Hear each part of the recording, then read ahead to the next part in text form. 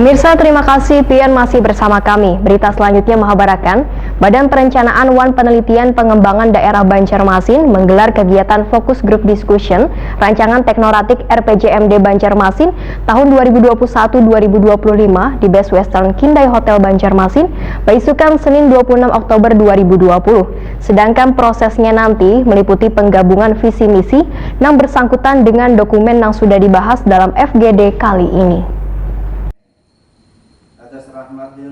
Badan Perencanaan Wan Penelitian Pengembangan Daerah Barenlit Bangda Banjarmasin menggelar kegiatan Focus Group Discussion Rancangan Teknoratik RPJMD Banjarmasin tahun 2021-2025 di Best Western Kindai Hotel Banjarmasin, Baisukan Senin 26 Oktober 2020. PLT Wali Kota Banjarmasin Hermansyah membuka kegiatan yang digelar selawas 2 hari ini dan diikuti seluruh satuan kerja perangkat daerah di lingkungan pemerintah Kota Banjarmasin dan dibagi menjadi 2 sesi. Kepala Barenlit Bangda Banjarmasin Sugito Wayari Takuni Prima TV menyatakan, sesuai dengan Permendagri nomor 86 tahun 2017, setiap pemerintah daerah yang wilayahnya akan melaksanakan pilkada wajib menggelar FGD Rancangan Teknoratik RPJMD demi menggali potensi permasalahan wan antisipasi untuk 5 tahun ke depan. Sugito menjelaskan dokumen teknoratik itu pun nantinya akan menjadi dasar untuk hubungan kepala daerah yang akan terpilih tahun depan. Sedangkan prosesnya nanti meliputi penggabungan visi misi yang bersangkutan dengan dokumen yang sudah dibahas dalam FGD kali ini.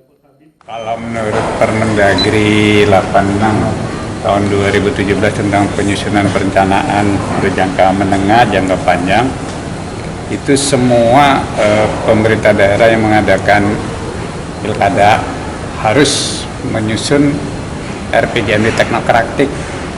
Itu diwajibkan dan kita sudah memulai, dan hari ini dalam bentuk FGD itu untuk menghasilkan satu dokumen teknokratik.